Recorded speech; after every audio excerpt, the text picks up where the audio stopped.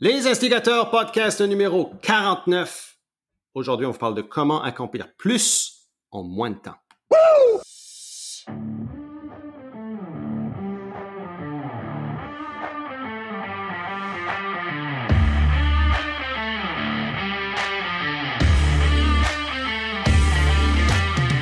Vous écoutez Les Instigateurs, le podcast de contenu explicite pour entrepreneurs francophones. On parle des meilleures pratiques d'affaires sans dentelle ni gants blancs. On laisse de côté la rectitude politique, les conventions sociales, dans le but de briser les mythes et faire de vous de meilleurs entrepreneurs. Mon nom est Mathieu Dumont, son nom est Dave Ruel. Bienvenue sur le show.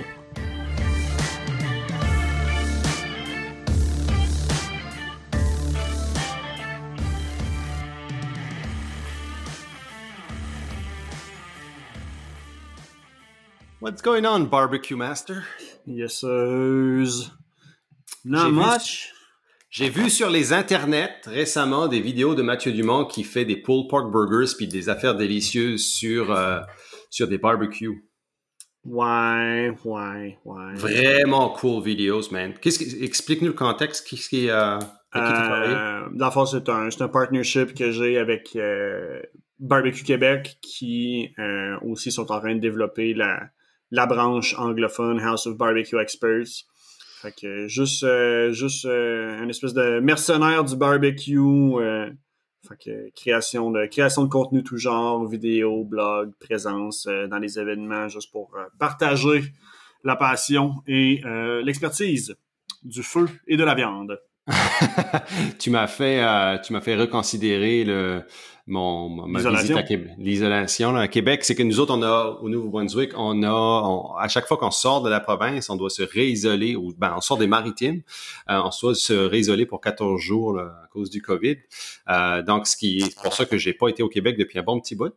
Mais là, tu m'as fait reconsidérer, mon ami, avec ton délice. La fumée, l'odeur s'est rendue jusqu'à chez nous ici. Non, mais tant mieux. Puis, non, en tout cas, j'y retourne encore en tournage la prochaine semaine. Non, il y a une espèce de cadence qui s'installe. Fait que si vous êtes des foodies et que vous aimez, c'est ça, je vais essayer de faire des légumes maintenant, là, mais principalement la viande, le gras, le cholestérol, le bonheur, House of Barbecue Experts ou Barbecue Québec pour le contenu. Good stuff.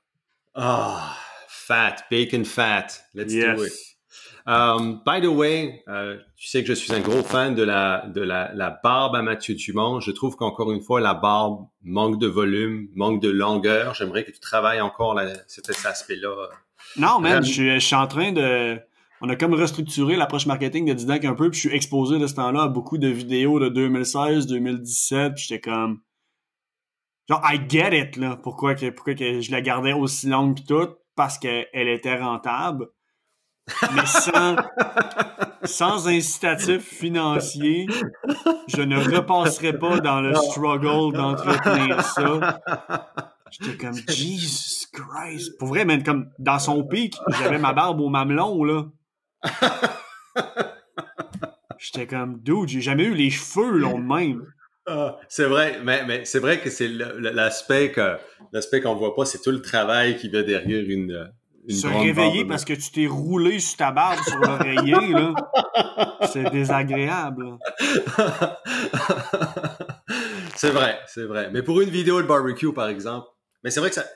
ça, c'est une chose. La barbe, comme quand tu fais du barbecue de même ou genre t'as de la flamme, là, techniquement, t'es at risk, là. Faut que tu fasses attention. Oh, non, ouais. Le poil de bras, la barbe, les sourcils, y a rien qui a pas déjà brûlé un moment donné, là. Il y a peut-être un produit, genre, tu pourrais monter un protège-barbe pour les barbecueurs barbus qui ont peur de se faire pogner la barbe en feu. J'ai dans la longue liste d'idées que j'ai, admettons, je pense qu'il y en a qui ont plus de potentiel que ça. Fait que je vais choisir mes combats. Ça arrive au numéro 47 dans ta liste d'idées, fort probablement. Ouais. 138. Anyways, aujourd'hui, on va parler de productivité. Comment accomplir plus en moins de temps? Moi, c'est comme ma promesse, là. On a dit, hey, regarde, shameless plug direct, là. Mon livre Done by Noon, donebynoonbook.com, livre en anglais sur la productivité qui parle justement de ça. Vous pouvez aller le lire. On donne des copies gratis, donc vous pouvez aller en checker. Mais aujourd'hui, on va parler vraiment on va parler de des règles générales, je te dirais, pour accomplir plus en moins de temps.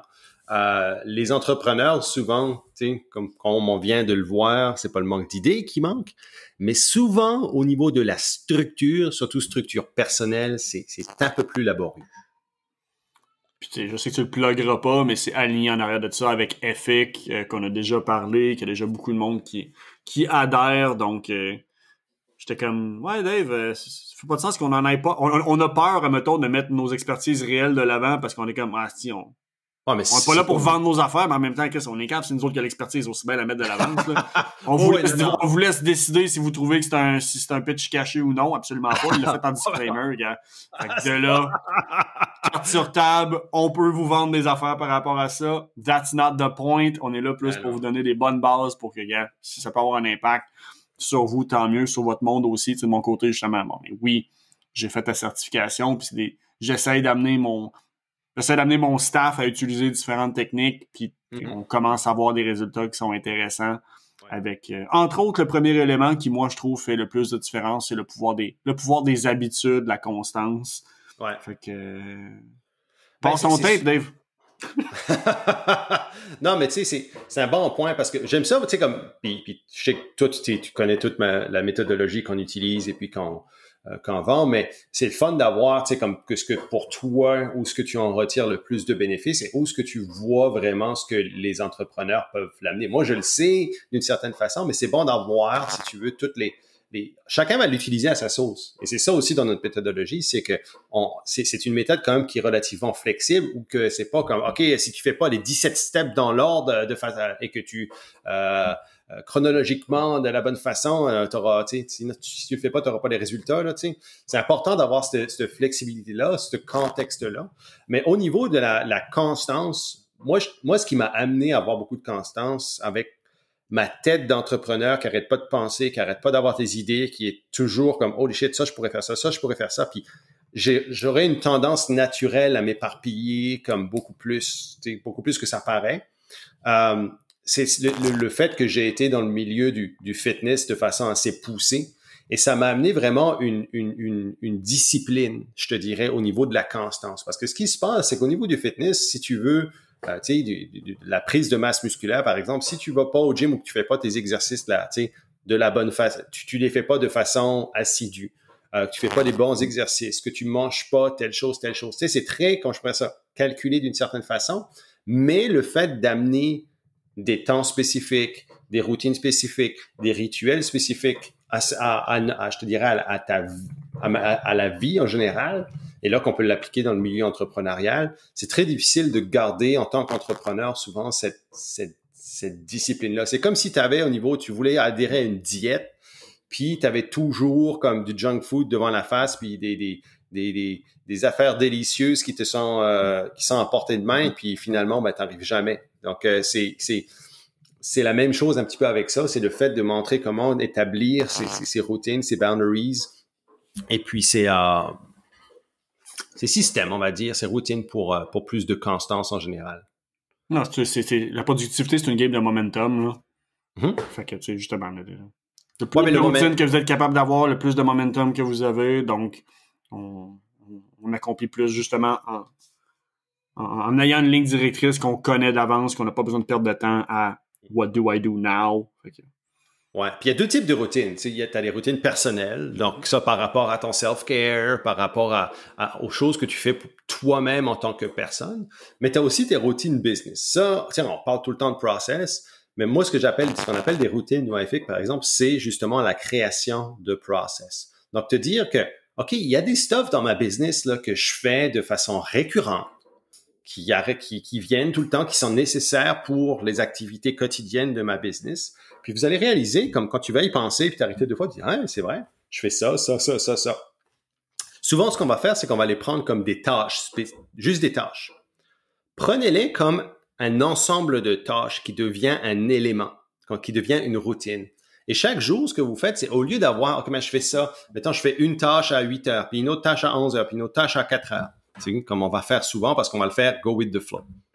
Batcher ces tâches-là par rapport au thème peut-être de cette tâche-là. C'est qu'admettons que si vous travaillez avec des médias sociaux, Fait qu'au lieu d'être toujours sur les médias sociaux ou batcher 3 fois, avoir accès 3 fois aux médias sociaux dans la journée pour faire des affaires, batchez votre routine de médias sociaux puis dire, OK, là, chaque matin, de 10h à 11h, j'ai ma routine de médias sociaux, je fais ça, 4-5 points à suivre, done.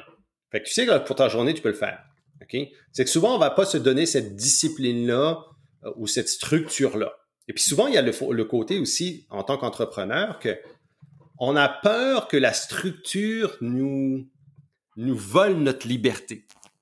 Fait on purpose, on va s'auto-saboter puis se dire « Ah non, si je suis trop structuré, là, comme je vais pas être libre. » Alors que c'est totalement le contraire. La structure apporte la liberté. La structure va faire que vous allez devenir beaucoup plus efficient, beaucoup plus productif et 100% que vous allez gagner ce temps-là. Donc, la liberté que vous allez avoir par rapport à ça et non... C'est ça, faut pas se mettre le doigt dans l'œil là, pensant que si on est structuré puis organisé, qu'on va avoir moins de liberté. Là. Non, c'est tout le contraire. Non, c'est... Parce que maintenant, tu sais, ta liberté, en réalité, tu peux juste en profiter quand tu as du temps pour en profiter. Donc, de là, le gain de la structure, de dire, bon, ben, je suis capable d'accomplir plus en moins de temps, ce qui me crée de la disponibilité pour être libre par après. Faut pas... c'est ça, il y a tellement de personnes qui partent d'une cage dorée qui est l'emploi salarié, qui font le switch en entreprise en se disant « Je suis libre de tout ». Et pendant les premières années, ils vont avoir une routine de vie qui est un peu focale parce que justement une mauvaise compréhension de ce qu'est la liberté réelle. Et 1 an, 2 ans, ceux qui sont chanceux, comprennent en 6 mois, vont recommencer à avoir une routine stable, structurée, de faire du 8 à 4 à la maison parce que justement, on comprend ce qui en découle en arrière. Puis chez vous, à partir de là, au pire, l'avantage, c'est que t'es chez vous, puis tu pourras dire que tu fais 8 à midi, puis tu fais un chiffre de soir, mais reste que tes périodes de travail doivent être structurées pour être capable d'accomplir plus au final. Oui, donc c'est ça. Après, c'est une question de proactivité. Tu sais. Tu peux pas dire, je vais aller go with the flow, puis sans être structuré, sans avoir un horaire qui est préétabli. C'est vrai qu'il faut s'allouer de la flexibilité, mais il faut savoir où est-ce que tu t'en vas. Un gros problème que je vois tout le temps aussi, c'est au niveau de la gestion de la charge de travail. On se met souvent des charges de travail qui sont irréalistes sur le dos, puis on se dit j'ai pas eu le temps de tout faire ça, donc tu double down, tu travailles les soirs, tu fais plus, alors que il y a des façons plus intelligentes de travailler et de gérer sa charge de travail. Moi, je travaille toujours de façon proactive, mais je travaille de façon trimestrielle. Donc, tout mon plan au niveau de la charge de travail en tant que tel est décidé à l'avance, décidé 90 jours à l'avance. Donc, je décide, moi, quel projet sur lesquels je vais travailler du jour à l'avance et que je sais que moi, en tant que personne, je peux prendre telle charge de travail. Nous autres, c'est ce qu'on appelle des buckets. Dans le fond, c'est que mettez-vous l'image mentale là, que vous avez. Je vous donne deux buckets, okay? deux siaux que vous allez devoir transporter avec des roches dedans. Okay? Et moi, ce que je veux vous dire, c'est comme, OK, vous pouvez pas emporter 7 là, des buckets et puis penser que vous allez pas vous brûler dans le process ou que vous allez vous rendre à la ligne d'arrivée, ça arrivera juste pas. Fait que comprenez combien vous, en tant que personne, par rapport à votre capacité actuelle, vous êtes capable de prendre réalistiquement en ce moment et de voir comment est-ce que vous allez mettre de roches dans ces buckets-là. Il y a des personnes qui vont avoir plus de capacité de d'autres, qui vont avoir des buckets bien remplis, qui vont être capables d'aller jusqu'à la ligne d'arrivée sans problème, tandis que d'autres vont en avoir 3 ou 4 dedans et puis ils vont pas nécessairement arriver à la ligne d'arrivée puis ça va être difficile. C'est correct. Ça, c'est ce qu'on appelle le self-awareness. Matt puis moi, on vous le répète straight. Comme, faut se connaître, il faut savoir, il faut être réaliste par rapport à ses capacités puis d'être open au fait que it's a work in progress, là. C'est pas vrai que tu arrives dans un gym du jour au lendemain puis tu vas ressortir au bout de 2 workouts avec tes muscles qui ressemblent à celui de Mr. Olympia ou Mr. Universe, là. Tu sais, ça va te prendre des années de constance, d'entraînement, d'effort. Donc, d'être très réaliste par rapport à ces choses-là.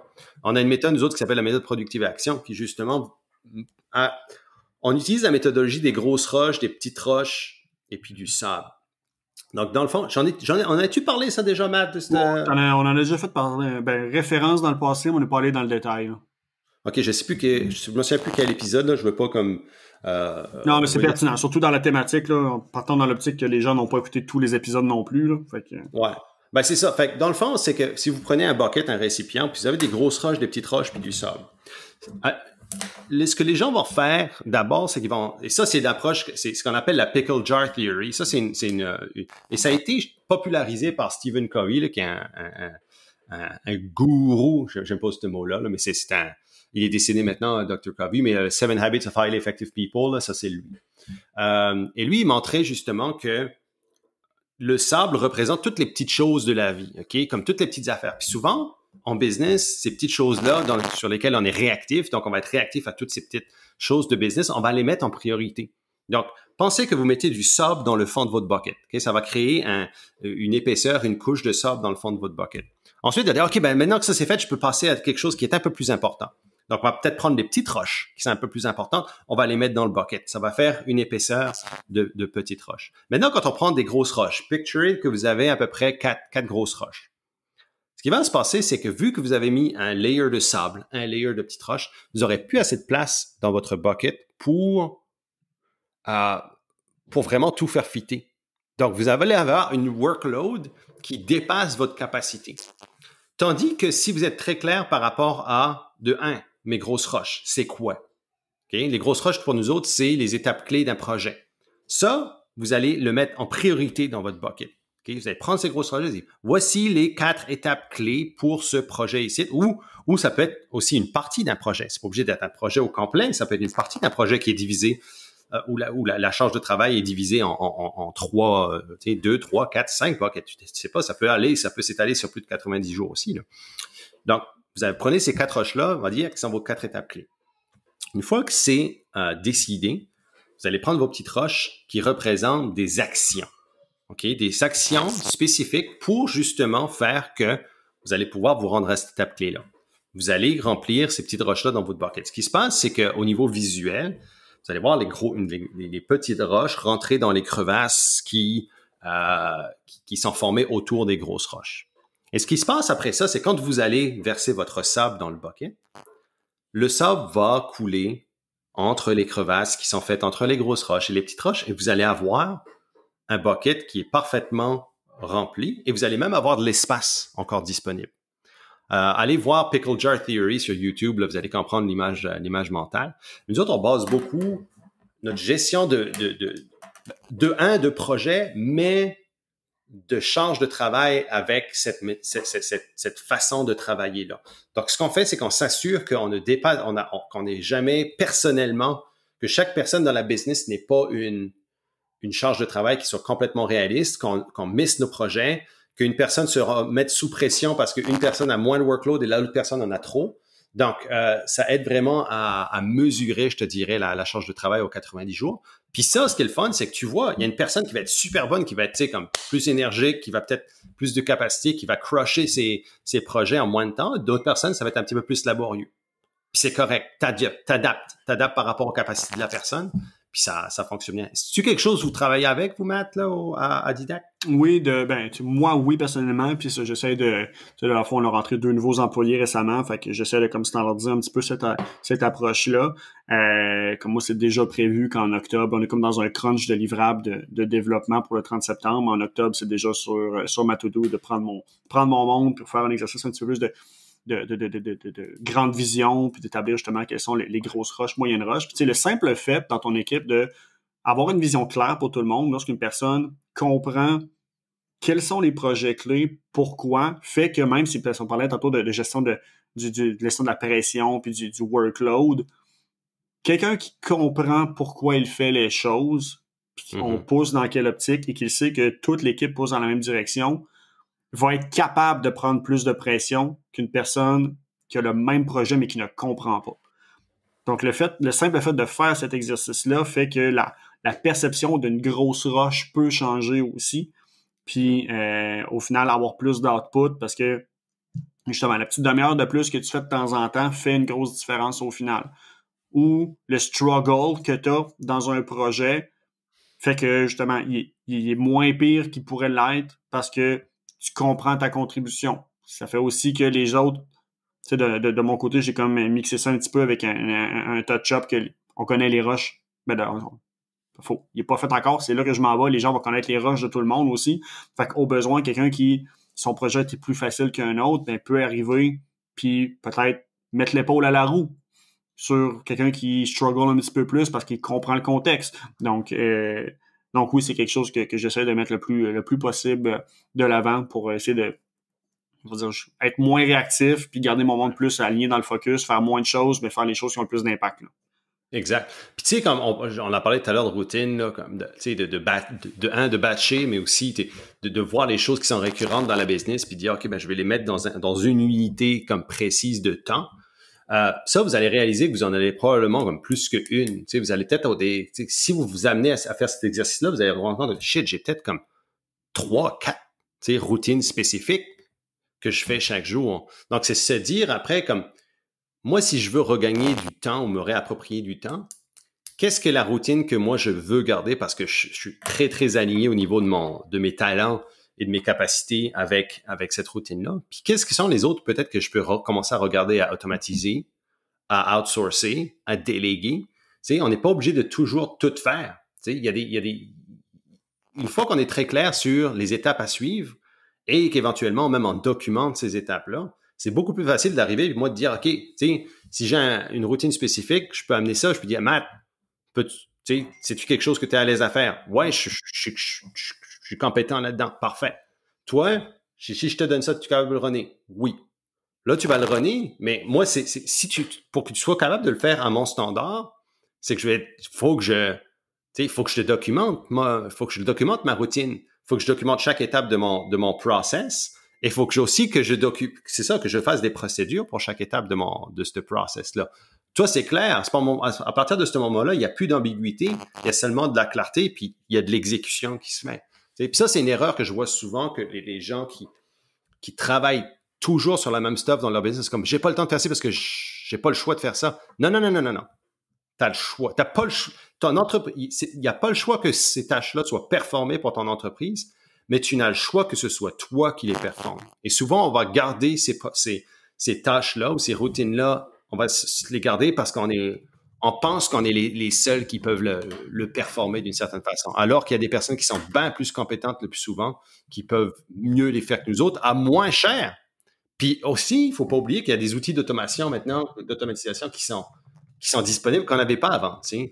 Fait que, t'as-tu, toi, Matt, comme, il y a des choses je te dirais dans les dernières années que, dans ta business, que tu t'es dit, shit, j'en fais ben trop de ça, puis t'as commencé à regarder plus à la délégation, l'outsourcing, mais ce temps-là, je te dirais que je suis quasiment plus dans l'élimination des affaires.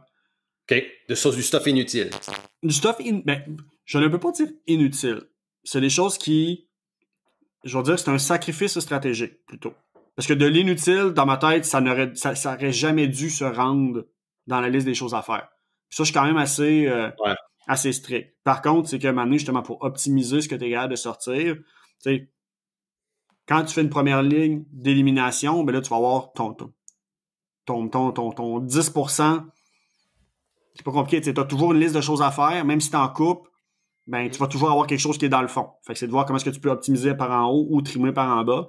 De ce temps-là, je suis beaucoup dans le trimage par en bas, de dire, tu sais, je le sais pas, là, la direction, mais moi, je n'ai pas de misère à voir que, mettons, éventuellement, avec Didac, tout ce qui est accessibilité à l'équipe pour du support ou des questions expertise, ce ne soit plus inclus dans tous les plans. Parce que, question de rentabilité, de tel plan génère tant de revenus versus ratio de temps de support pour ce plan-là. Donc, tu sais, oui, ça, je suis continuellement là-dedans, surtout spécifiquement, justement, présentement en planification budgétaire pour l'année prochaine. Fait que je pense que c'est un exercice qui est non seulement sain à faire, mais qui est nécessaire de façon assez régulière. Parce que, justement, plus que tu vas optimiser ton temps sur les choses d'impact, plus que tu raffermis ton positionnement, ta niche, ton expertise dans un marché, qui fait que ton bateau, des fois, il s'en va un petit peu plus à gauche, puis que justement, mais c'est correct de dire que des personnes à droite, ben, t'es plus la bonne personne pour ça. Puis de revoir les positions, faire un petit pivot tranquillement. Fait que tout part de l'exécution, justement, des plus grands projets stratégiques qui ont plus d'impact. Fait que ça de mon côté, je fais attention parce que il n'y a pas de décision encore qui s'est prise, parce que justement, comme je l'ai dit, ça va être discuté en octobre. Moi, j'ai ma vision. Mais oui, définitivement, ça fait partie de ma façon d'analyser la situation, puis le développement à court, moyen et long terme de l'entreprise aussi, parce qu'il y a des éléments là-dedans que justement, tu peux pas tirer la plug du jour au lendemain sur des choses. Mm-hmm. Ça demande en préparation. Mais tu sais, pour reprendre ton exemple, oui, dernièrement, justement, avec mes employés qu'on a engagés, moi, systématiquement, le vendredi après-midi, je leur impose, tu as une demi-heure de temps que si cette semaine, tu as appris quelque chose de nouveau, que tu l'as mis en pratique 2-3 fois et tu as un résultat constant, s'il n'existe pas de procédure, je veux que tu la documentes. Mm-hmm. Comme ça, moi, ce que ça me permet de faire, ça me permet d'aller valider la personne qui l'a fait. A-t-elle bien compris? Y a-t-il des failles dans mon processus? Et la journée que j'embauche une autre personne, elle va faire le même exercice. Elle va passer sur la procédure, voir si elle est claire pour comprendre comment la mettre en place une première fois, voir si à son sens, il y a des opportunités, il y a des choses qu'on peut améliorer. Puis c'est comme un long processus d'amélioration continue que je suis en train de mettre en place par la documentation initiale des SOPs. Exactement. Fait que c'est un processus non-stop, mais un processus que il y a toujours le compound effect. C'est comme l'investissement. Tu mets un petit peu, tu vois pas les résultats dès le départ, mais au fur et à mesure que tu restes discipliné à justement documenter la façon dont tu fais certaines choses pour pouvoir mieux les outsourcer puis mieux les déléguer ou les automatiser, le mieux que ta business sera. Il y a une chose que tu as dit tout à l'heure, comme justement l'exécution du projet. Là, souvent, c'est bien de planifier. On a dit comme vos grosses roches, etc., là, mais vos petites roches, mais l'exécution, la planification est bien, mais l'exécution, c'est ça. C'est la clé. C'est la clé. Donc, ce qui est important, c'est que chaque jour, vous ayez une plage horaire sur laquelle vous travaillez sur vos projets spécifiques qui vont faire justement avancer votre business. C'est trop facile de rentrer dans une game de réactivité puis d'être comme tout le temps comme réactif à sa business et victime de, c'est pas victime, hold on, pas victime, mais de tomber dans la réactivité. Donc, chaque jour, planifier une plage horaire. Moi, je sais que chaque jour, c'est non négociable. J'ai minimum 90 minutes, no matter what qui arrive là, dans ma journée. 90 minutes sur lesquelles je travaille dans mes projets, sur lesquels j'ai décidé de porter attention dans les 90 prochains jours. Ensuite, ce qui se passe, c'est que j'ai d'autres plages horaires pour batcher justement des plus grandes plages horaires de temps pour continuer à travailler ces projets-là. Mais je sais que n'importe quoi qui peut arriver dans ma business, je sais que chaque jour, j'ai de l'avancement. Jamais tu m'entendras dire « Ah, j'ai pas eu le temps de travailler là-dessus ». Quand tu dis que tu n'as pas eu le temps de travailler là-dessus, ça veut dire que tu n'as pas été assez... Tu n'as pas assez travaillé justement à optimiser ta cédule pour le faire et t'es tombé victime de la réactivité. Et le fait que tu n'as pas établi ce non négociable-là de croissance chaque jour au niveau de tes projets, de ta business, de l'avancement, ça veut dire que tu n'as pas bâti cette constance, cette discipline-là. Donc, faites-les. Et ce qui amène dans le fond au prochain point, c'est, moi je dis toujours que le business killer numéro 1, c'est la réactivité en business. Puis ça, là, comme l'overwhelm, je sais plus où mettre la tête, j'ai trop de choses à faire. Well, guess what? Ça, c'est un symptôme très clair que tu n'as pas su t'organiser de façon proactive par rapport à ta charge de travail, par rapport au temps qui est disponible pour toi, et aussi le fait que tu as entretenu cette chose-là. Quand on me dit ça, ça veut dire quoi? Ça veut dire que tu fais absolument rien pour changer, les choses. Puis on va tous tomber, on tombe tous comme dans cette trappe-là à un moment donné dans notre carrière, surtout au début de notre carrière, Mais moi, en tout cas, c'est au niveau d'une petite business, si vous êtes un solopreneur, par exemple, ou quelqu'un qui a une petite business de service, regardez vraiment comment vous gérez votre réactivité. Est-ce que vous allez dans une optique d'urgence tout le temps, que n'importe quoi qui arrive, vous êtes comme, oh là, il faut que je le fasse là, maintenant, ou que vous savez exactement où vous en allez, puis vous avez un système pour dealer de façon réactive. Comment toi, Matt, tu deals avec la réactivité à Didac? Il y a un seul élément qui nous garde réactifs, puis ça, je pense que ça va être le name of the game tout le temps, c'est la notion de justement support technique. Donc, oui. Il y a comme une...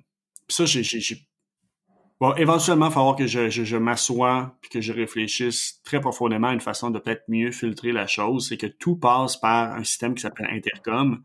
Donc, les gens, c'est très réactif. Tu sais, ça se Oui. veut un chat en ligne. Nous, on l'a positionné que c'est pas un chat en ligne, c'est un outil de messagerie pour la bonne gestion des attentes parce qu'on a des clients partout dans le monde. Puis qu'on n'est pas, tu sais, je veux dire, je paierai pas quelqu'un 24/7 pour être là disponible tout le temps. Fait que les gens comprennent qu'il y a un certain délai. Mais tu as des questions qui sont vraiment support technique, puis tu as beaucoup de, je veux dire, demandes de conseils qui rentrent là-dedans.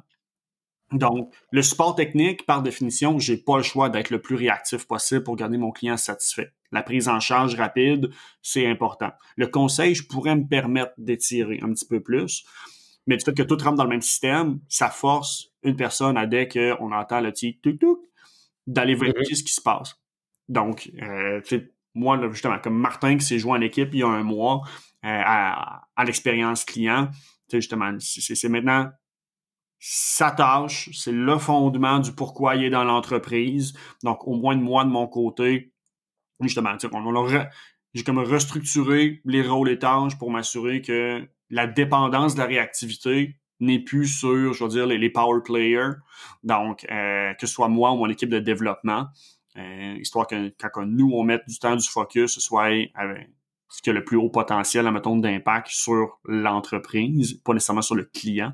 Donc, tu sais, ça a amené une petite restructuration. Pour le reste, je te dirais que c'est quand même assez bien cané. Nos projets de développement, je les connais d'avance. Les seules choses qui vont faire que c'est un petit peu plus réactif, c'est que dans le fond, Didac, on a une deuxième compagnie qui s'appelle Oak Studio, qui utilise les mêmes développeurs. Donc, on fait du service et du produit en même temps. Quand que il y a des délais supplémentaires ou des petits imprévus au niveau du service, ben Didac, on doit le mettre un petit peu sur, je veux dire, mettre le pied sur le break un peu. Donc, ça entraîne une succession de délais, même du côté de Didac. Mais au final, le game plan reste le même. C'est juste les délais attendus qui vont en venir. Donc, c'est jamais vraiment majeur. C'est jamais de la réactivité pure à ce niveau-là.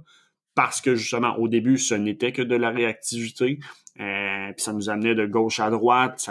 Ça faisait que la vision à long terme du produit n'était plus aussi clair entre les associés parce que une personne parle à telle personne, puis ben j'ai l'impression qu'on nous demande beaucoup ça, alors que l'autre personne parle à une autre. Moi j'entends beaucoup ça, donc c'était pas centralisé, donc beaucoup de bruit, peu de signal.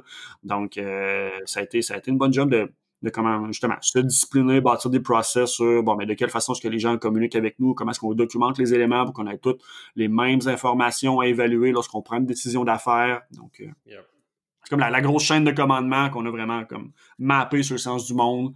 Puis s'assurer que justement ce soit clair, mais qui est décisionnel aussi.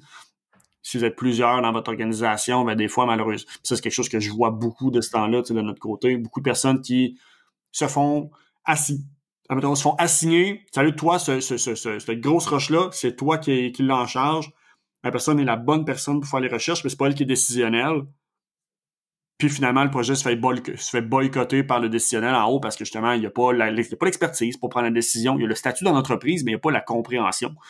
Fait que au final, ça, c'est de la perte de productivité parce que tu as payé une personne à faire des recherches, à prendre des décisions, à documenter des éléments pour le bien de l'entreprise, mais au final, tout ça a été dans le vide parce que c'est pas comme ça que moi je l'avais imaginé. Ouais, mais ce que tu avais imaginé, c'est de la petite cochonnerie parce que tu comprends pas le besoin réel. Tu as eu une idée dans ton trône en haut. C'est pour ça que je suis vraiment pas un amateur des business qui sont tant générés top-down parce que justement, passer un certain volume d'entreprise, t'es trop loin du client pour prendre les vraies décisions réelles ou il y a une faille dans la façon que ce qui est dit par en bas remonte en haut. Donc, c'était mon rant un peu sur la mauvaise gestion des grosses entreprises et la perte de temps et d'opportunités, je trouve, parce qu'il y a une mauvaise gestion de qui décide quoi. Ouais, non, puis c'est vrai. Puis honnêtement, comme c'est important de bâtir vos... Tu sais, quand tu regardes au niveau d'une plus grosse structure, tu sais, moi, généralement, j'aime l'idée de ce qu'on appelle le two pizza team. C'est comme que chaque équipe ne doit pas... ne doit être d'une taille qu'elle puisse se feeder sur 2 pizzas dans un repas. Tu sais. Fait que là, tu regardes dans des équipes de 100, je dirais 4 à 8 personnes. Et là, chaque personne est très claire par rapport à sa position dans le projet et comment le processus décisionnel passe. Le plus tu dilues ces choses-là, le plus c'est difficile d'avoir des décisions claires et d'avancer. Au niveau de la réactivité, cependant, ce qu'il faut dire, c'est que j'ai aimé ce que tu as dit au niveau de la centralisation. C'est que l'affaire, nous, on a développé une petite technique qui s'appelle Fiona's Desk. Donc, admettons qu'on a des tâches qui arrivent straight sur notre lap, qui sont comme, oh, il faut faire ci, il faut faire ci, il faut faire ça. Moi, ce que je fais, c'est que je demande à l'équipe, je suis comme, est-ce que c'est quelque chose qui est vrai, qu'on a vraiment besoin de prendre action maintenant, ou ça peut attendre au meeting d'équipe la semaine prochaine? Donc, nous autres, on a un meeting d'équipe de 60 minutes chaque lundi où on amène on a une structure spécifique, mais il y a un moment donné, il y a une plage horaire d'à peu près une demi-heure qui est là pour adresser justement toutes les petites affaires réactives qu'on doit prendre des décisions dessus rapides ou des choses comme ça. Mais tu sais, c'est pas vrai que tout doit être décidé là. C'est certain qu'il y a des choses qui doivent être décidées rapidement, mais je te dirais que la majorité, c'est non. Et c'est une question de culture après dans l'entreprise, tu sais. Te dire comme, wow, comme, si tu traites tout de façon urgente et de façon importante, c'est juste ça que tu vas faire dans ta business. Donc, on a un petit site qui s'appelle Fiona's Desk. Fiona, ça veut dire Figure it out and next action. Donc, c'est un système justement pour OK, c'est quoi le problème? Comment est-ce qu'on peut régler ça ou qu'on peut prendre action là-dessus? Qu'est-ce qu'il fait? Et là, ça rentre dans la to-do de la personne qui doit le faire. Fiona aussi, c'est que nous autres, on le picture comme on la portraite comme une... C'est une vraie personne. Comme une vraie personne. C'est pas une vraie personne, mais on la traite comme une vraie personne. Puis on la fait comme si c'était une vieille tu sais, genre, tu sais, la vieille secrétaire avec des lunettes, là, qui est, tu sais, comme, qui est mauvaise, là. Mm-hmm. Ça, là, c'est le même qu'on la picture. Fait qu'une fois que tu mets quelque chose sur le bureau à Fiona, là, man, elle va te snapper les doigts avec sa measuring tape, là, puis tu pourras pas le toucher. C'est une technique qui marche pour vrai. Puis, je l'ai déjà dit, moi, les personnes qui, mettons, sont trop réactives, que je prends en mentorat, puis qui sont très Mère Teresa, je leur invente un DG. Si vous avez besoin d'un bouclier à marde, des fois, pour vous garder aligné dans votre focus. Ouais. Plein d'affaires, je suis comme, OK, pas de problème, gars, j'en parle à mon associé, t'es tout seul dans ta business, là, who gives a shit? La personne, elle sait pas. Mais au moins, tu deflectes la responsabilité sur une entité qui n'existe pas pour t'acheter du temps et pouvoir y penser. Parce qu'au final, la décision, tu vas la prendre. Mais souvent, c'est que c'est on the spot. On fait les mauvais calls parce qu'on a l'impression qu'on doit répondre quelque chose tout de suite. Absolument pas. Ça, c'est de la mauvaise réaction. Fait que, au moins, si vous êtes capable d'avoir un gatekeeper qui soit réel ou non, de dire, quand j'en parle à mon associé, je te reviens avec ça, ça te permet de décanter, prendre une décision qui est rationnelle, trouver le bon wording pour dire thank you, but no. Fait que Fiona, c'est une autre façon de l'imager que j'adore. Mais au final, c'est une technique qui fonctionne excessivement bien et que trop peu de gens encore utilisent. Mais nous autres, la façon concrète dont on fonctionne, nous autres, on fonctionne avec Twist au niveau de l'application de communication centralisée dans notre business. On a un channel dans Twist qui s'appelle Fiona's Desk et à chaque fois que quelqu'un a un sujet particulier à parler ou une chose ou une tâche qui n'est pas nécessairement urgent ou important, on la met là-dedans et puis on en parle le lundi. Fait que c'est jamais, je te dirais, plus loin que 6 jours de discussion. Si on se dit, OK, ben non, c'est parce que c'est super important ou peu importe. Et puis, on essaie de et on le détache du service clientèle. OK? Le service clientèle est géré par le service clientèle. Il est là. C'est eux autres qui gèrent, parce que c'est réactif par nature, le service clientèle. Ils gèrent ça. C'est pas vrai que tout doit passer par Fiona's Desk ou pour des décisions, peu importe pour le service clientèle. Il y a des guidelines qui sont faites. Regarde, ils ont le pouvoir décisionnel sur ces choses-là, ça se passe là. C'est tout le restant qui arrive là. Fait que c'est là, et à chaque fois qu'on le fait, on le passe. Fait que je te dirais que c'est souvent une adaptation pour une business de passer à travers ça, de changer la mentalité, d'être réactif à une mentalité plus OK, c'est pas besoin de te le faire right now, je peux le mettre sur Fiona's Desk et puis ensuite on en parlera lundi, tu sais. Donc mais le plus que tu le fais, le plus que tu élimines la réactivité dans ta business et le plus que tu regagnes de temps puis d'énergie mentale aussi par rapport à cette réactivité-là. Puis tu fais une planif à toutes les semaines? pour les tâches qui sont là, qui sont dans Fiona's Desk? Pour la gestion de ta business, non pas Fiona's Desk, mais ta gestion de business en général, parce que tu me dis, là, on en reparle la semaine prochaine, ça veut dire que toi, ton pattern, c'est genre, à toutes les semaines, on fait une planif hebdomadaire, puis on recommence la semaine prochaine? Ouais, c'est pas une planification. Nous autres, la planification, elle est 90 jours. Donc, on l'a déjà au début de la 90 jours de ce qu'on va faire. C'est au niveau, je dirais, réactif, des tâches réactives qu'on va faire. On va attribuer la tâche à la bonne personne. Donc, ce qui se passe, c'est qu'on a, tu sais, il y a les tâches au niveau des projets. Mm-hmm. Il y a les routines à suivre. Ensuite, le troisième type de tâche, c'est justement les tâches réactives ou les tâches, on appelle ça, nous autres, des tâches secondaires. Mm-hmm. Mais ensuite, c'est qu'on va en parler, tu sais, pendant le meeting. Donc, on a un meeting par semaine avec l'équipe. On va reviewer ces tâches-là. On va dire, OK, il y a ça à faire. Cédric, tu peux-tu le faire? Tu peux-tu le faire pour... généralement, même si c'est...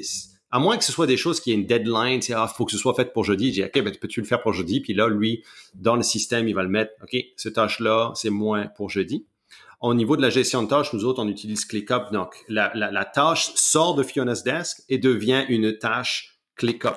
Donc, on a une board qui est la Team To Do, mm-hmm. donc qui est juste les tâches par rapport aux tâches réactives. Et chaque semaine, on review les tâches qui ont été faites. Donc, on sait, OK, là, tu as fait ça, oui, c'est fait. Est-ce qu'il y a des choses qu'on a besoin de checker ensemble? Oui, non. Et puis sinon, on sait exactement la workload qu'il y a au niveau des tâches réactives. Donc, on sait que chaque semaine, c'est attribué. Donc, on vide Fiona's Desk et ça devient des tâches qui sont attribuées à telle ou telle personne. Donc, comment je peux dire ça? Oui, on fait de la planification, mais je te dirais que c'est plus de, OK, toi, voici la tâche, c'est toi qui es en charge de cette tâche-là, voici ta deadline, généralement c'est pour le prochain meeting, mm-hmm. et puis go, tu sais, on a figure out c'était quoi qu'il fallait être fait, et la prochaine action, c'est quoi qui doit être fait, et c'est qui l'a fait. C'est aussi simple que ça. Fait que, ensuite, on n'a pas de... Ensuite, si tu as une plus grosse business ou tu as plusieurs départements, rien ne t'empêche d'avoir un Fiona's Desk par département. Tu comprends-tu? Mm-hmm. Fait, nous autres, on a un parce que la business, on n'en a pas beaucoup. La team, en ce moment, n'est pas nécessairement grosse. Mais sinon, par exemple, avec Buy Optimizers, on avait Fiona's Desk pour chaque département, que ce soit marketing, que ce soit projet, etc. Dans tous les départements qui étaient vraiment très définis, il y avait un Fiona's Desk pour chaque. Puis chaque semaine, on avait un petit briefing par rapport à ça. Puis ça se passait super bien. Ah, puis c'est par la nature en même temps de la... Vous allez voir, les gens ont tout le temps les mêmes demandes. Fait que j'essaie de voir de mon côté, est-ce que c'est quelque chose que je pourrais mettre en place comme oui, mais est-ce que le gain réel serait là versus ce qu'on a déjà appliqué de notre côté? Moi, je sais que sur une base hebdomadaire, j'ai un certain nombre de, mettons, c'est pas des choses qu'on peut planifier, mais en même temps, c'est pas des choses qui doivent être faites à la journée même. Donc, mettons, un client qui veut ajouter un champ custom, faire dupliquer une formation, des affaires de même. Fait que je suis comme, il n'y a pas de sentiment d'urgence, mais ça doit être fait à court terme.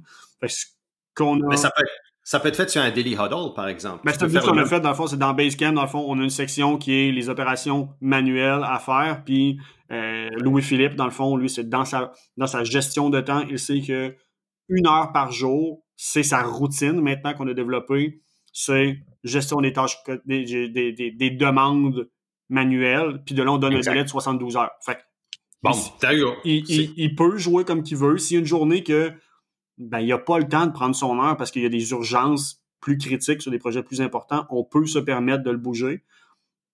Puis sinon, au minimum, si à l'inverse, il n'y a pas de demande, ben, il vient de gagner 1 heure à faire d'autres choses qu'il veut. Exact. Mais comme ça, on le sait que dans son workload, c'est quelque chose qu'on peut anticiper. Puis qu'au pire, justement, c'est tout documenté dans un point de chute, que lui, il a la responsabilité des traités et ou déléguer à quelqu'un d'autre s'il est débordé. Donc, c'est comme là, c'est ça. Nous, on est rendu à 10 employés. Puis c'est comme un élément, parce qu'avant, ce qu'on faisait, on faisait les morning stand-ups. Fait qu'on a un Slack bot. On a comme une chaîne d'événements. Dans le fond, quand tu te connectes le matin dans Slack, tu as un petit robot qui te pose 3 questions simples. As-tu fait ce que tu étais supposé faire hier? Oui, parfait. Sinon, pourquoi? Tes tâches aujourd'hui, puis y a-tu des facteurs bloquants qui fait que tu as besoin d'aide? Fait que ça, on est capable d'aller voir en tout temps c'est quoi le pacing d'une journée d'une personne. Mais sinon, on se bloque une demi-heure le matin, toute l'équipe, de faire un wrap-up de comme, mais voici comment ça progresse parce que justement, il y a tellement de dépendance au niveau des projets de développement que c'est important d'avoir un petit peu plus d'informations que juste savoir, OK, oui, ça a été fait, ça a bien été, mais comme concrètement au niveau du code, on en est où? Ouais. Mais de là, c'est ça. S'il y a quelque chose avant même le stand-up, je veux dire, il n'est pas obligatoire. Si, mettons, comme moi, je veux dire, je passe avec l'équipe de dev, c'est pas rentable. Si je vais en écoute active complète une demi-heure par jour, je vais juste être informé de projets qui ne me concernent pas. Fait que, essayez de voir si ça vaut la peine de diviser des choses. Mais c'est ça, c'est d'avoir une structure qui est flexible, mais en même temps commune pour tous vos départements pour que justement on ait une bonne compréhension de c'est quoi le momentum de l'entreprise en général, c'est important. Mais c'est ça, c'est que tu brises pas le momentum, en centralisant, puis le fait que tu n'es pas, le fait, même si c'est sur une base quotidienne, tu as channelé, tu as channelé vraiment toutes tes tâches, tu sais où elles sont. Le monde n'a pas pris, action directe aussitôt sur la tâche parce que, là, ça brise ton momentum. Donc, chaque jour, il y a un process là-dessus et il y a un délai de, OK, on a figuré out qui fait quoi pour telle date. Parfait. Ça dépend du contexte de ta business. C'est toujours une question de contexte. C'est pas parce que moi, je le fais aux semaines que tout le monde doit le faire aux semaines. Moi, je le fais parce que c'est la nature de ma business, puis c'est mon style de business aussi que je veux faire. Mais tu as une business qui roule peut-être plus vite, pas de problème. Tu utilises Fiona's Desk, mais tu peux le faire avec ton, comme tu as dit, le stand-up, Daily Huddle, peu importe comment on veut l'appeler. Ça fonctionne pareil. Donc, c'est une question vraiment de canaliser où est-ce que ces tâches-là vont et puis comment est-ce que on les traite. Et c'est une question de culture aussi dans la business que comme souvent tu vas avoir tu vas avoir des business qui sont chaotiques où il y aura tout le temps un sentiment de panique où tout est dernière minute et au niveau des conditions de travail pour des employés, c'est la pire chose que tu peux faire. Donc quand tu amènes cette structure-là, quand tu n'es pas tout seul dans ta business puis tu as plusieurs employés, ça sert à rien de passer sa vie à éteindre des feux. Okay? C'est très, très, très facilement prévenable. Okay? Donc, ne tombez pas dans la trappe. C'est plus ça qu'est le message. Mm-hmm. Non, si tu passes ton temps à éteindre des feux, je l'ai déjà dit, c'est soit parce que c'est toi qui les allumes ou que tu n'es juste pas la bonne personne pour diriger l'entreprise. Là. C'est soit des mauvais calls de l'entrepreneur qui crée des feux ou c'est l'inaction de l'entrepreneur. Ça serait un autre sujet pour un autre. Mais souvent, c'est vrai. La personne le fondateur n'est pas nécessairement la bonne personne pour gérer l'entreprise. C'est souvent le cas, actually. Mais on pourra en parler. Peut-être j'aimerais, avant qu'on finisse, la quatrième type de tâches qu'on voit tout le temps, qui sont ce qu'on appelle les responsive tasks, qui sont plus basées sur des tâches de communication pure, comme des emails, des appels, des messages Facebook, des choses comme ça, des DMs. S'il vous plaît, ayez une plage horaire chaque jour pour vos messages, que ce soit email, que ce soit, comme j'ai dit, Facebook, etc. Ayez une plage horaire chaque jour et votre travail, c'est de toujours optimiser que cette plage horaire soit le plus courte possible. Quand vous n'êtes pas hors de cette plage horaire, je vous encourage fortement de shut down vos notifications. Okay? Fermez vos notifications. Ne pas aller consulter de façon compulsive votre inbox. Parce que ça, ce que ça va amener, on va checker notre inbox, on va voir une tâche, on va réagir à cette tâche-là. Okay? On la mettra pas dans Fiona's Desk, on va réagir right now. Ça brise nos momentum. Et ce que ça fait, c'est qu'on n'a pas le temps. C'est là qu'on n'a pas le temps de faire des choses importantes dans notre business. Donc, moi, j'ai vraiment optimisé mon process à 30 minutes par jour. Email, communication. Ça fait, on s'entend que ça fait comme longtemps que j'optimise mes process par rapport à ça. Mais email, j'ai un système pour mes emails qui est très, très, très strict. Et ensuite, je passe pas ma vie sur mes messages Facebook, etc. Je réponds à tous mes messages Facebook tous les jours, mais il y a une plage horaire pour le faire. Donc, soyez disciplinés là-dessus. Je sais que vous allez, les premiers jours, c'est comme n'importe quoi, là. Vous allez avoir vos petits cravings, puis vous allez manquer votre petite dopamine d'avoir le ting. Mais shieldez-vous de ces choses-là. Oui, puis on en reste à parce que je veux dire, toi, tu peux te permettre. Parce que, okay, je vais te poser tout de suite l'objection classique que quelqu'un me dit quand j'essaie de l'amener vers ça. Ah, mais toi, c'est facile de dire ça. Tu fais pas de la gestion de projet avec un client. Je peux pas regarder mes courriels juste 3 fois par jour. Tu sais, mettons une business de, justement, si on reprend l'exemple de Build to Sell, l'agence de logo. Comment réponds-tu à un entrepreneur qui te dit qu'il doit répondre et toujours être sur ses courriels parce que mon client m'écrit 4-5 fois par jour, je peux pas le faire attendre 2 heures. Man! Mais c'est tellement facile. Tu comprends-tu? C'est que vous avez le pouvoir sur la façon dont vous voulez communiquer avec les gens. Je regarde, voici la façon dont on communique ici avec ma compagnie. Si tu peux avoir un meeting chaque semaine ou un meeting par jour avec ce client, tout dépendant comment tu runs les choses. Si tu ouvres la porte à la réactivité, c'est le début de la fin pour la croissance de ta business. Tu brises ton momentum, tu brises ton momentum, tu brises ta croissance. Okay? Donc, c'est de te dire, regarde, voici comment est-ce qu'on communique dans ma business. Puis, écoute, je donne toujours, au niveau des emails, je donne toujours l'exemple de mon autorépondeur. Tu m'envoies un email, OK? Tu as un autorépondeur qui t'a envoyé. Mais moi, ce que je fais, c'est que je communique la façon dont moi, je communique avec les gens. Donc, je suis comme, OK, quand tu reçois ton répondeur, ça dit, je check mes emails seulement de telle heure à telle heure chaque jour. OK? Si c'est pour quelque chose de spécifique comme contacter, voici comment être répandu, donc contacter telle personne ou aller ici. Si c'est pour tel projet ou telle chose, allez là. Sinon, si c'est une urgence extrême, voici mon numéro de je donne mon numéro de cellulaire. C'est combien que j'ai d'urgence? Non, c'est presque zéro. Zéro, c'est zéro. J'en ai plus. Parce qu'à chaque fois que ça arrive, donc en l'occurrence, si quelqu'un croit que c'est une urgence et m'appelle sur mon cellulaire, je vais dire, écoute, Bobby, ce n'est pas une urgence. OK? Là, ce que tu m'appelles pour, c'est pas une urgence, ça rentre voici le cadre de communication pour ces choses-là. Je veux faire sûr qu'on soit clair. OK? Ah, OK. Puis tu contrôles tes canaux de communication. All right?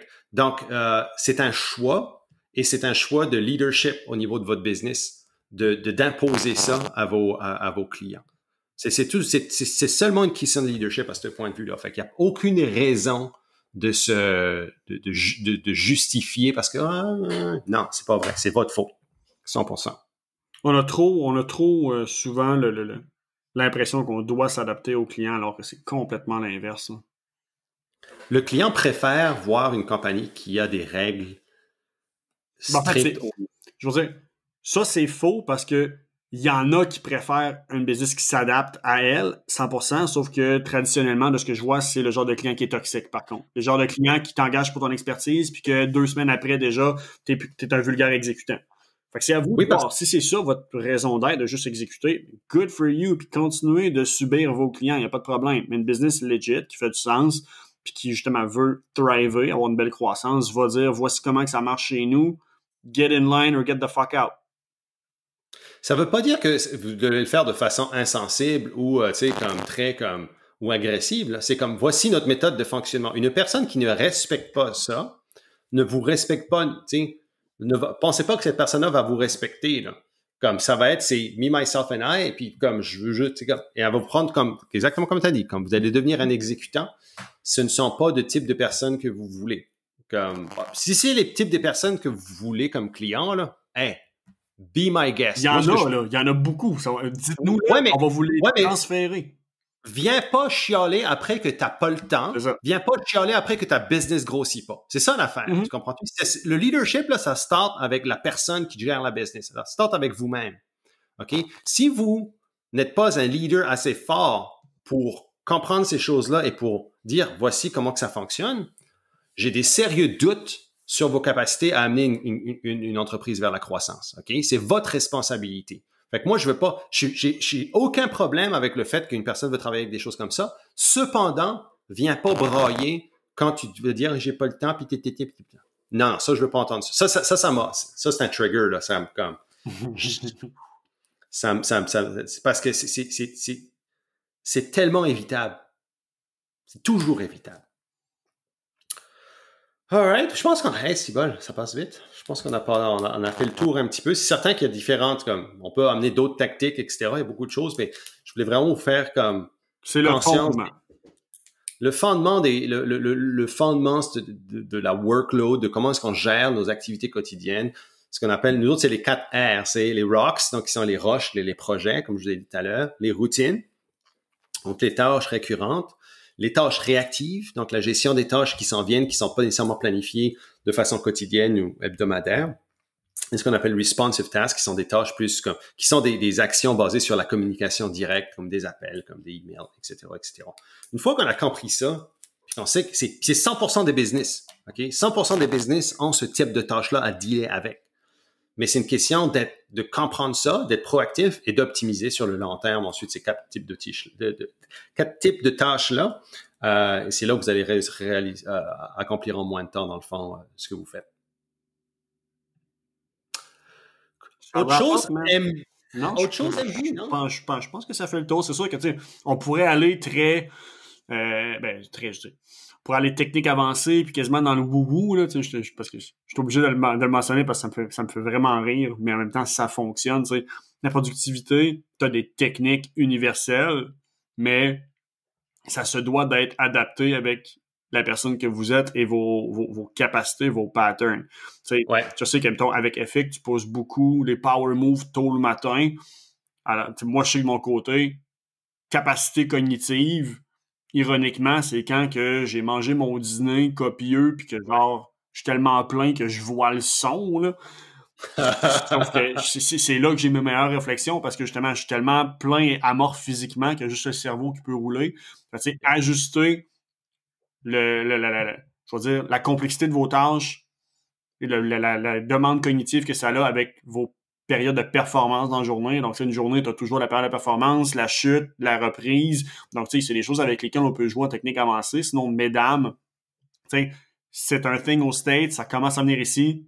Adaptez vos projets et le timing que vous le faites selon votre cycle menstruel parce que, justement, des fois, vous allez savoir que vous êtes plus focus, des fois, vous êtes plus émotionnel. Donc, quand vous êtes plus dans l'émotion, c'est bon de faire du marketing. C'est niaiseux. On va souvent comme lever le nez là-dessus puis dire, voyons, mais ce sont des vraies techniques qui fonctionnent pour des vraies personnes. Fait que, ça peut aller bien profond, ça peut aller dans le woo-woo un peu, mais... Mais c'est woo-woo si on le comprend pas. C'est ça l'affaire. Puis, by the way, j'aime le fait que tu commences à embrasser le woo-woo, Matt. non, le terme, j'embrasse le woo-woo. Arrête. La gang de sniffeurs d'encens, là. Je pense que t'es un sniffer d'encens dans le closet. Non, mais honnêtement, comme c'est vrai ce que tu dis, puis on le voit beaucoup au niveau de ces techniques-là, puis ça fait crissement de bon sens quand tu penses à ça. Tu sais, on pourra en parler, actually, comme faire un autre épisode là-dessus, mais Karine, ma femme, s'ouvre beaucoup à cette approche-là. Donc, elle prend notre approche de la productivité, mais elle l'applique vraiment à ses cycles menstruels, à ses cycles énergétiques, etc. Et dans le fond, elle prend les cases, elle les bouge around, comme c'est la même chose que tu peux faire, mais elle l'applique vraiment à son énergie. Puis comme tu as dit, chaque personne est très différente. Et aussi, chaque personne peut avoir différents cycles au cours d'une même année. Comme moi, il y a des fois, comme tu vois, j'advocate beaucoup comme de se réveiller un peu plus tôt le matin, surtout quand tu as des enfants pour faire comme tes grosses rushs, tes rushs le matin, travailler sur tes projets le matin avant que les enfants se lèvent. C'est pas tout le temps facile de le faire. Il y a des fois où vous allez devoir changer ces choses-là. Fait que, il faut avoir la flexibilité pour le faire. Mais il y a différents contextes et on a tous différents contextes en business. Fait que soyez très, encore une fois, self-aware. Connaissez-vous, apprenez à vous connaître chaque jour, puis vous allez tout le temps évoluer. Et aussi tant que quelque chose peut paraître weird ou farfelu ou woo-woo, maintenant va devenir... Give it a shot. Va faire beaucoup de sens souvent dans un autre contexte. Fait que, non, c'est intéressant. Félicitations, belle réflexion, Matt. All right, let's take it home. All right, man, on se parlera. Attends, wow, on n'a pas posé notre question. Aujourd'hui, ce que j'aimerais savoir, moi, quels sont vos trucs de productivité pour accomplir plus en moins de temps? Qu'est-ce que des choses que vous faites vous-même qui vous ont apporté vraiment un boost dans votre productivité, qui vous ont amené à reclaimer justement du temps dans votre horaire. On aimerait vous entendre. Encore une fois, podcast@commercialinstigateur.com. Bonne semaine, mon chum. Bonne semaine, tout le monde. Virtual fist bump. Pow. Ric Flair. On se parle la semaine prochaine. Ciao. Goodbye. Vous venez d'écouter le podcast des Instigateurs. Ça vous intéresse d'en entendre plus? Alors n'hésitez pas à vous abonner à notre chaîne, cliquez sur le 5 étoiles et surtout, nous laisser connaître les sujets que vous aimeriez qu'on aborde dans les prochains épisodes. Pour le faire, simplement qu'à nous envoyer un courriel à podcast@instigateur.com ou visiter notre site web instigateur avec un s.com.